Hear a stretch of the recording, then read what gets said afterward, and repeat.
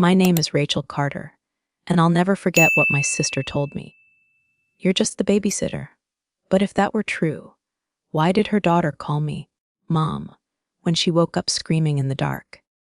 This isn't the story of a single lie. It's the story of 1,000 little betrayals, each one disguised as family. I loved my niece like my own. I fed her, bathed her, calmed her nightmares, held her hand at school drop-off. While my sister chased flights and facials, I was the one picking up the pieces. Until one day, she dropped her off and never came back. What started as a favor turned into full-blown abandonment. And when she finally reappeared months later, she wanted her daughter, my house, and even my reputation, like I had just been keeping her life warm. But I'm done being the babysitter. This is the story of how I fought back and became more than she ever expected. I was 17 when my sister Victoria showed up at my part-time cafe job, holding a baby in one arm and a travel bag in the other. Her lipstick was perfect, her voice sweeter than I remembered. "I just need you to watch Lily for the weekend," she said, adjusting her sunglasses indoors like she was dodging the paparazzi. "Grant and I are taking a spontaneous couples retreat. God, you wouldn't understand how exhausting marriage is." She didn't ask. She didn't offer anything. Just handed me a baby with a diaper bag and walked off like she dropped off dry cleaning. I stood there in my apron, dumbfounded, holding a baby who looked exactly like Victoria had at that age. Round cheeks, tiny curls, dark eyes too serious for a toddler. Lily blinked up at me like she already knew. This was more than just a weekend, and it was. That weekend turned into a week, then two. By the time a month had passed, I wasn't just her babysitter. I was her everything. I fed her, bathed her, walked her to daycare on my days off, took her to the pediatrician when she spiked a fever and cried until her voice gave out. And Victoria, she ghosted, no calls, no texts, just a few vague Instagram posts from Bali, Santorini, and some yacht off the Amalfi Coast, tagged Fev Blessed. Meanwhile, I was taking night classes and surviving on instant noodles, trying to stretch my paycheck between rent and formula. But I never resented Lily. She became the reason I kept going, her tiny hand in mine, her sleepy smile when I read Goodnight Moon for the 50th time, the way she'd say, "Ray, Ray," in that soft, gummy voice that made every day feel like it might just be okay. I didn't ask for her, but I loved her, and somewhere between wiping tears and changing diapers, I stopped thinking of her as my niece. She was my daughter, even if no one else saw it that way yet. It was a Sunday afternoon, 6 weeks since Lily had been dropped off like a purse, and I was halfway through folding laundry when the knock came. Not a text, not a call, just 3 sharp knocks like I was the one who owed her something. I opened the door. There she was, Victoria, golden tan, new hair, sunglasses pushed up like a crown. She smelled like spa oils and designer perfume. And behind her, nothing. No apology, no suitcase, no car seat. Turn that smirk I'd grown up with. "God? You look exhausted," she said. I didn't move. Lily, hearing the voice, waddled in from the living room, holding her stuffed elephant. She looked at Victoria, and then reached for me. "Mummy?" she asked, confused. Victoria laughed, like it was cute. "Wow, you've really played house here." "Ha, I didn't laugh." "You haven't called in 6 weeks?" I said. "I was giving you space," she replied, breezing past me like she still lived there. She flopped onto my couch, legs crossed, scrolling through her phone like she was waiting for room service. "So," she said, not looking up, "I think I'm going to take her back next weekend. Grant and I are planning a vow renewal in Napa, and honestly, a family photo shoot with Lily would be adorable." That's when I snapped. "Take her back." She looked up. "Yes, Rachel, she's my daughter. Or did you forget that while pretending to be someone you're not?" I stepped forward, heart pounding. "You abandoned her." "I took care of her. I paid for her food. I held her through fevers and night terrors while you were sipping cocktails in Mykonos. You think that makes you a mom?" She scoffed. "You're just the babysitter. Rachel, you don't get to rewrite biology. And that's when I said it, slow, clear, measured. Then why did she call me Mom? She didn't answer. Just sat there, blinking, finally speechless. But I wasn't done. If you want to reclaim the title of Mother, Victoria, you'll have to earn it. Because this little girl, she already knows who shows up, and it hasn't been you. Victoria didn't come back the next weekend. Instead, she sent me a letter. Not a handwritten apology. Not a thank you. A cease and desist, typed cold, delivered by a smug courier who made me sign for it like I was being served dessert. Inside, this letter serves as formal notice that you, Rachel Carter, are unlawfully housing a minor without parental consent. It accused me of withholding Lily, of confusing her, of damaging the mother-child bond. I stared at the paper for 10 straight minutes, my hands trembling. Then I looked at Lily. She was sitting cross-legged on the carpet, building a tower of wooden blocks, humming to herself. She had no idea that her entire world was being threatened with a legal technicality. I wanted to scream. I wanted to burn the letter. I wanted to show up at Victoria's door and ask her, where were you when she cried for 2 hours straight because her ears hurt and I didn't know what to do? Where were you when she whispered she was scared you weren't coming back? Where were you when she called me Mom for the first time? And I cried for 20 minutes in the hallway just trying to breathe. But none of that would matter in court, because on paper she was the mother, and I was just the babysitter, unless I did something about it. That night, I sat on my kitchen floor, phone in hand, and made the hardest call of my life. To a family lawyer.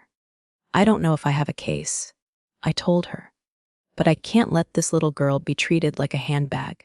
She deserves a stable home. She deserves love. The lawyer asked me for everything, photos, texts, messages showing Victoria's absence, records of Lily's daycare, doctor visits, who signed what, who paid. I had it all, because I'd been the one doing it. I just hadn't known it would ever matter this much. The next few weeks were a blur of paperwork, interviews, notarized statements, and emotional landmines. Victoria, of course, exploded online. She posted cryptic captions about betrayal, called me unhinged on her Instagram stories, and claimed I was poisoning her child against her. But I didn't reply. I didn't play the game, because while she was busy curating her image, I was protecting her daughter. My daughter. Even if the court didn't see it that way yet, the courtroom was colder than I expected. Not just the air, the silence, the stares. The sound of pens scratching as strangers in suits made decisions about a child who thought Elmo was still real. Victoria walked in dressed like grief. Soft beige. A sleek ponytail, eyes ringed in faint eyeliner smudges. If you didn't know any better, you'd think she was the victim. The poor mother. The misunderstood woman. Not the ghost who vanished for weeks without checking if her daughter had enough diapers. She didn't look at me. She didn't look at Lily. She sat at her table, flanked by 2 lawyers, flipping through her phone like it might prove her motherhood. I sat alone. No legal team, just my truth and a folder filled with receipts. The judge asked questions, so many. Why hadn't I contacted CPS? Why hadn't I insisted on formal guardianship earlier?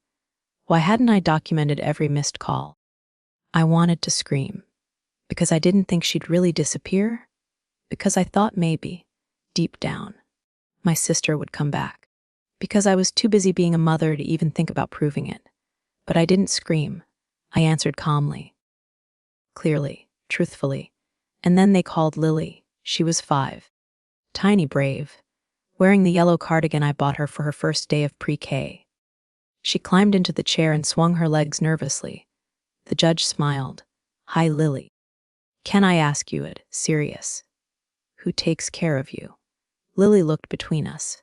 Victoria sat straighter. My mommy does, Lily said. But then Lily pointed. To me.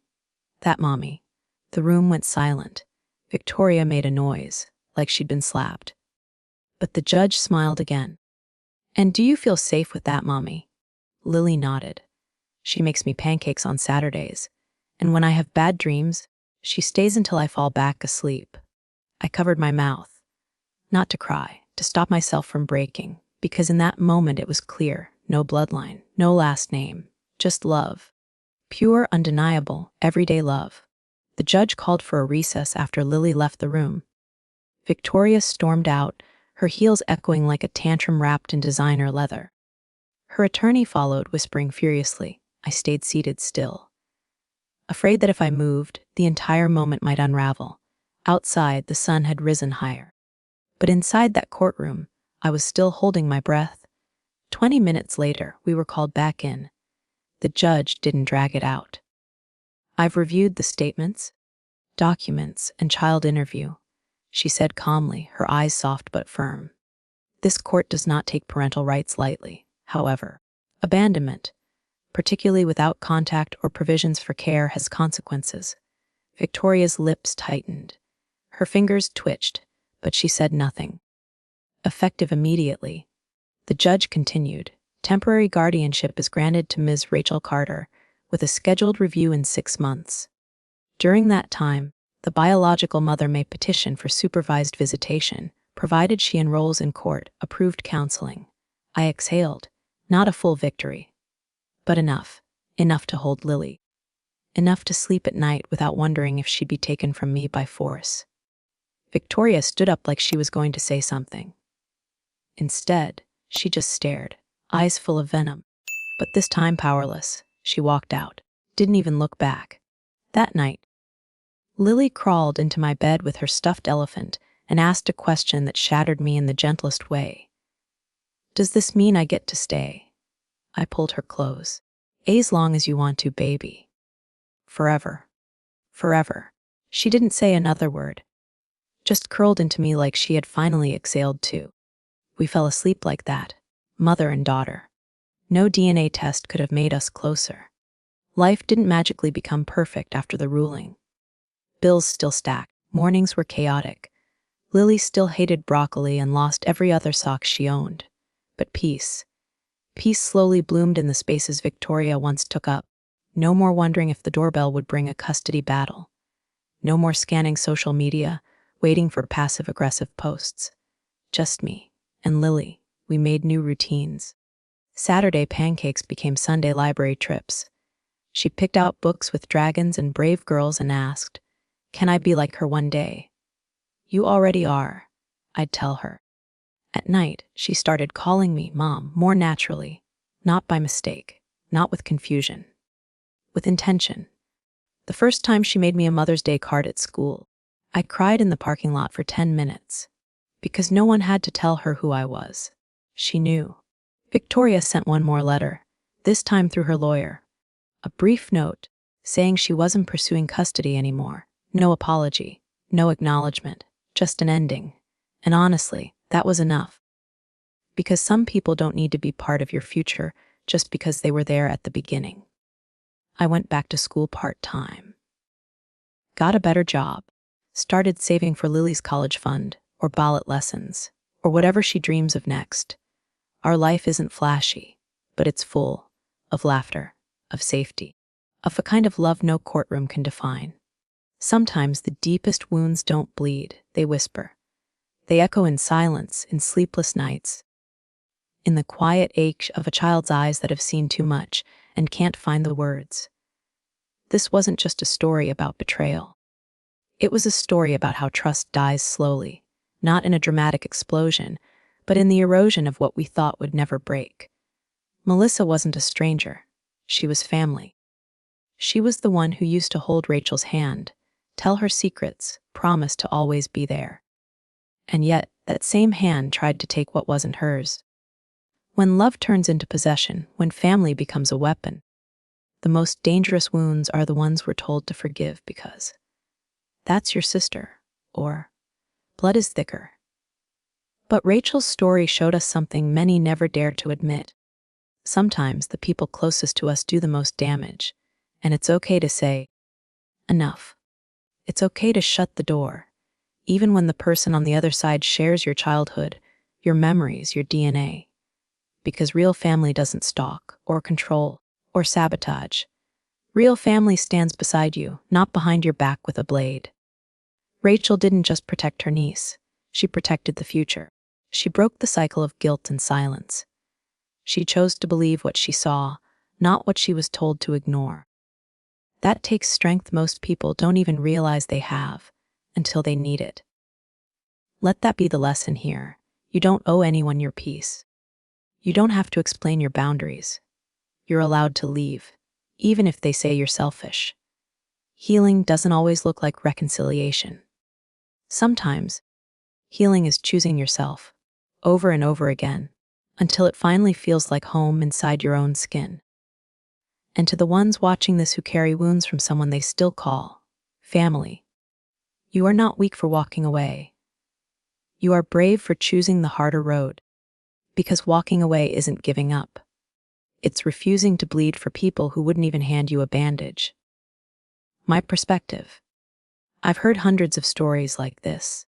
Some are loud, most are quiet, and almost all of them carry one unspoken truth. Surviving betrayal is not the end, it's the beginning. The beginning of rediscovering who you are without the lies. The beginning of choosing people who choose you back. The beginning of building a life based on love that feels safe, not love that leaves you afraid. So if you're watching this, if you're in a situation where love has started to feel like a prison, if you're doubting your own reality because someone you trusted keeps rewriting it, let Rachel's story remind you. You are not crazy. You are not alone. And you are not broken. You are waking up. Let's open this space to truth. Have you ever had to cut off someone you loved for your own sanity? Or forgave someone, not because they deserved it, but because you refused to carry their poison any longer? Share your story in the comments. This is a place where silence ends and healing begins. If this story meant something to you, share it with someone who needs to hear it. Subscribe to Telling Story with Me for more powerful, emotional journeys that help us all feel a little less alone. Because here, we don't just tell stories. We build a community where pain has a voice and healing has a home.